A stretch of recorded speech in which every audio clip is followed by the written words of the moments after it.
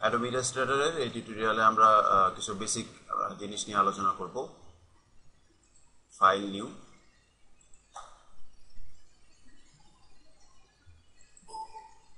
এখানে প্রথমে দেখতে পাচ্ছেন নেম। এখানে আপনার ডকুমেন্টের নাম দিতে পারবেন আপনি।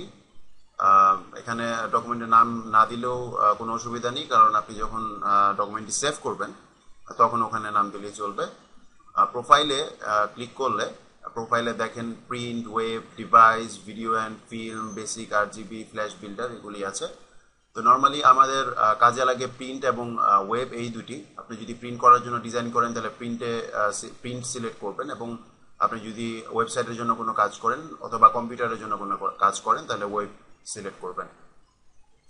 এবং নিচের যেগুলি আছে সেগুলির ক্ষেত্রে সেগুলিতেও যদি আপনি কাজ করেন প্রিন্ট সিলেক্ট করা থাকলেও কোনো সমস্যা নেই। তো আমি এখানে প্রিন্ট সিলেক্ট করছি। নাম্বার অফ আর্টবোর্ডস 1 থাকবে। এখানে ইউনিটস আমি ইঞ্চিতে করে দিচ্ছি, কারণ ইঞ্চিতেই বেশি কাজ হয়, ইঞ্চিতে করে দিচ্ছি। এখানে সাইজে বাই ডিফল্ট A4 আছে, A4 সাইজের পেপার, যেটার উইথ এবং হাইট আপনারা দেখতে পাচ্ছেন। উইথ 8.27 ইঞ্চি এবং হাইট 11.69 ইঞ্চি। এখানে ক্লিক করলে আরও কিছু প্রিসেট সাইজ আছে, অথবা আপনি এখান থেকে ম্যানুয়ালি আপনার মতো আপনার নিজের প্রয়োজন অনুসারে আপনি এখান থেকে সাইজ দিয়ে নিতে পারেন।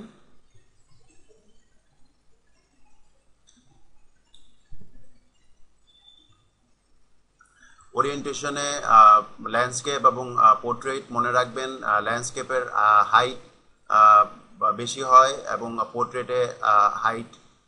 পোর্ট্রেটে উইথ বেশি হয়।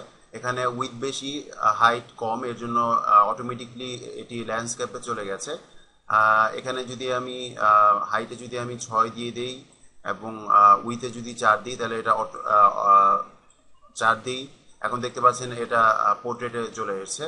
পোর্ট্রেট হলো লম্বালম্বি এবং ল্যান্ডস্কেপ হলো আড়াআড়ি। এটা ডিপেন্ড করে আপনার কাজের উপরে, আপনি কি ধরনের ডিজাইন করছেন সেটার উপরে আপনি ল্যান্ডস্কেপ এবং পোর্ট্রেট সিলেক্ট করবেন। অ্যাডভান্সডে ক্লিক করব। অ্যাডভান্সডে ক্লিক করলে এখানে আপনি যদি প্রিন্টের জন্য ডিজাইন করেন তাহলে এখানে যে সেটিংস দেওয়া আছে সেগুলি থাকবে। আর আপনি যদি ওয়েবের জন্য ডিজাইন করেন অথবা কম্পিউটারের জন্য ডিজাইন করেন তাহলে আরজিবিতে ক্লিক করে নেবেন। ওকেতে ক্লিক করব। দেখতে পাচ্ছেন একটি বক্স চলে এসেছে। এই বক্সের ভিতরে আপনি যে ডিজাইনগুলি করবেন সেই ডিজাইনগুলি প্রিন্ট হবে। আমরা একটু এখানে ফিল এবং স্ট্রোক নিয়ে আলোচনা করব। এখানে উপরে যে এই যে বক্সটি দেখতে পাচ্ছেন সাদা, এটি ফিল কালার, এবং নিচে যে বক্সটি দেখতে পাচ্ছেন যেটার মধ্যে যেটার ভিতরে 4 কোণা একটি বক্স আছে, এটি হলো স্ট্রোক। তো আপনি যদি কালার চেঞ্জ করতে চান বক্সের মধ্যে ডাবল ক্লিক করবেন, কালার বক্স আসবে, এখান থেকে আপনি কালার বাছাই করবেন, তারপরে ওকে দিবেন। দেখতে পাচ্ছেন কালার পরিবর্তন হয়ে গেছে। আমি এখানে একটি শেপ এঁকে আপনাদেরকে আরো ভালো করে বুঝিয়ে দিচ্ছি কোনটা ফিল এবং কোনটা স্ট্রোক। এখান থেকে আমি একটি রেক্টেঙ্গুলার বক্স নিলাম, ড্র করলাম। দেখতে পাচ্ছেন ফিল চলে এসেছে ফিল কালারে, এবং স্ট্রোক কালো রঙের একটি বর্ডার চলে এসেছে। বর্ডারটি চিকন হয়ে আছে দেখে আমরা বুঝতে পারছি না। আমরা এই স্ট্রোক এখান থেকে যদি পয়েন্ট বাড়িয়ে দিই তাহলে আমরা খুব ভালো করে বুঝতে পারবো যে কোনটি বর্ডার, কোনটি স্ট্রোক, কোনটি ফিল। তো আমরা বুঝতে পারছি এখানে যে কালো রঙের এখানে যে কালো রঙটি আছে সেটি হচ্ছে স্ট্রোক, চারপাশ দিয়ে থাকবে, এবং ভিতরে যে কালারটি ওটি হচ্ছে ফিল কালার। আপনি যদি কালার চেঞ্জ করতে চান আপনি বক্সের মধ্যে ডাবল ক্লিক করবেন, কালার বক্স আসবে, এখান থেকে আপনি কালার সিলেক্ট করবেন, তারপরে ভিতরে যে কোনো একটি কালারের মধ্যে ক্লিক করবেন, ওকে দিবেন, কালার চেঞ্জ হয়ে যাবে। এখন আপনি যদি চান যে আপনার স্ট্রোক থাকবে, কোনো ফিল থাকবে না, তাহলে আপনি ফিল কালারে ক্লিক করে এখান থেকে যদি আপনি নানে ক্লিক করেন তাহলে আপনার ফিল কালারটি চলে যাবে। আবার আপনি যদি মনে করেন যে আপনি আবার আগের ফিল কালারটি নিয়ে আসবেন তাহলে আপনি এখানে ক্লিক করেন, তাহলে আপনার ফিল কালারটি চলে আসবে। আপনি যদি মনে করেন স্ট্রোকটা থাকবে না, স্ট্রোক নন করে দিবেন, তাহলে আপনি স্ট্রোকে ক্লিক করেন, তারপর এখান থেকে নানে ক্লিক করেন, তাহলে দেখবেন যে স্ট্রোকটি চলে যাবে। তো এইভাবে আপনি আবার যদি স্ট্রোক ফিরিয়ে আনতে চান তাহলে এখানে ক্লিক করবেন, তাহলে আবার সিলেক্ট করবেন, এখানে ক্লিক করবেন, স্ট্রোক চলে এসেছে। কিন্তু স্ট্রোকটি আবার যখন আপনি ফ্রি আনবেন তখন ওটি আগের মতো হয়ে আসবে, 1 পয়েন্ট হয়ে আসবে। আপনি যদি আবার এটি মোটা করতে চান তাহলে আপনি বাড়িয়ে দিবেন পয়েন্ট। তো এইভাবে আপনি ফিল এবং স্ট্রোক কালার দেখতে পারেন। এখান থেকে যদি আমি আরেকটি শেপ আঁকি, মনে রাখবেন যে ইলাস্ট্রেটরে যে টুলগুলি, এই টুলগুলির ভিতরে যে টুলগুলি আছে এগুলি দেখতে হলে আপনাকে মাউসের কার্সার ক্লিক করে একটু ধরে রাখতে হবে, তাহলে এই লিস্টটা আসবে। তারপরে লিস্ট থেকে আপনি মাউসের কার্সার ছেড়ে দিবেন না, তারপর আপনি লিস্ট থেকে আপনি যে শেপটি নিতে চান সেই শেপটি নিয়ে মাউসের কার্সারটি ছেড়ে দিবেন, তাহলে সেই শেপটি সিলেক্ট হয়ে যাবে। আমি এখানে একটি স্টার রাখছি, দেখতে পাচ্ছেন যে স্টারের ফিল এবং স্ট্রোক এখানে যে সেটিংসটা আছে এবং এখানে যে সেটিংসটা আছে সেই অনুযায়ী চলে এসেছে। আমরা এখন সিলেকশন টুল নিয়ে আলোচনা করব। রেক্টেঙ্গল টুল নিলাম, এখানে একটি শেপ আঁকলাম। সিলেকশন টুল দিয়ে আমরা কিছু কাজ করতে পারি। সিলেকশন টুল দিয়ে আমরা রোটেট করতে পারি আমাদের শেপটি। সিলেকশন টুল দিয়ে আমরা বড় অথবা ছোট করতে পারি। সিলেকশন টুল দিয়ে আমরা যদি কয়েকটি শেপ আঁকি এখানে,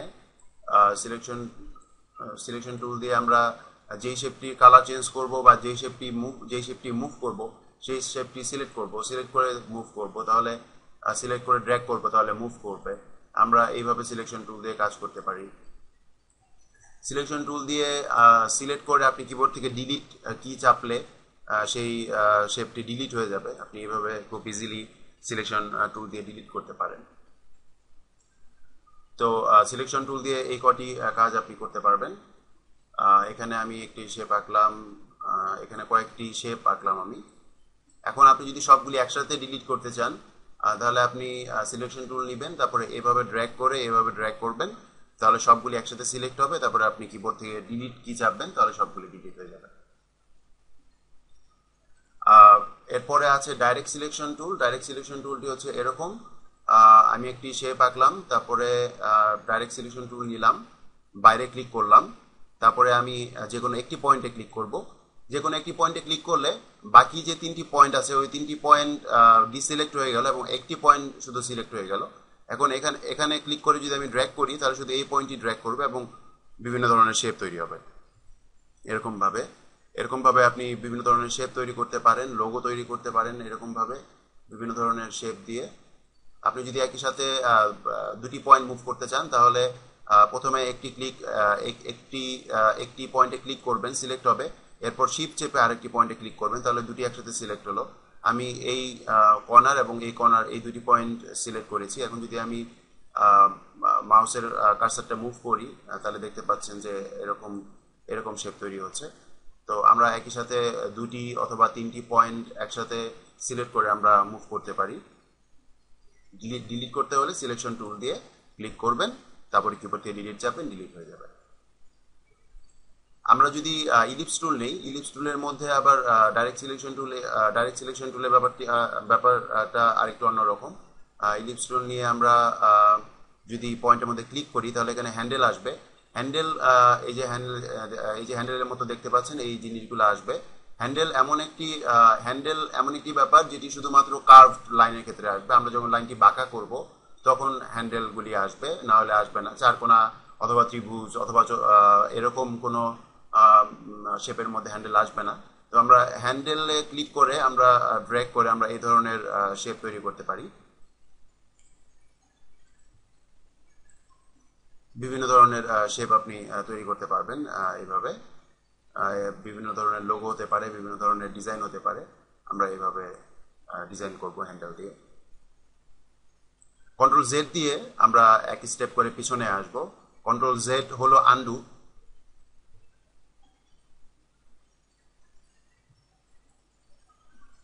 আমরা হ্যান্ডেল ছাড়াও পয়েন্টে ক্লিক করে ড্র্যাগ করতে পারি, তাহলে এই ধরনের শেপগুলি আমরা পাবো।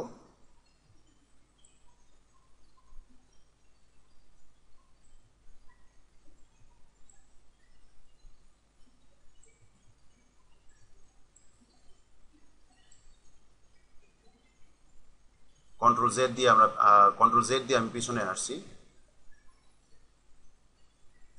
এখানে যদি একটির বেশি পয়েন্ট দুটি সিলেক্ট করে যদি আমি মাউসের কার্সার ড্র্যাগ করি, তাহলে একটি সিলেক্ট করলাম, তারপরে শিফট চেপে আরেকটি আরেকটি সিলেক্ট করলাম, তারপরে যে কোনো একটি পয়েন্ট ধরে যদি ড্র্যাগ করি, তাহলে দেখতে পাচ্ছেন যে এই ধরনের শেপগুলি তৈরি হবে।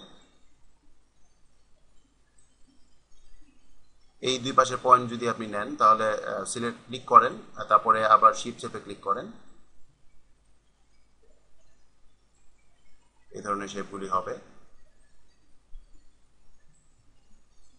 তো আমরা ডিরেক্ট সিলেকশন টুল দিয়ে যে কোনো শেপের উপরে আমরা শেপটি এঁকে তারপরে আমরা বিভিন্ন ধরনের শেপ দিতে পারি।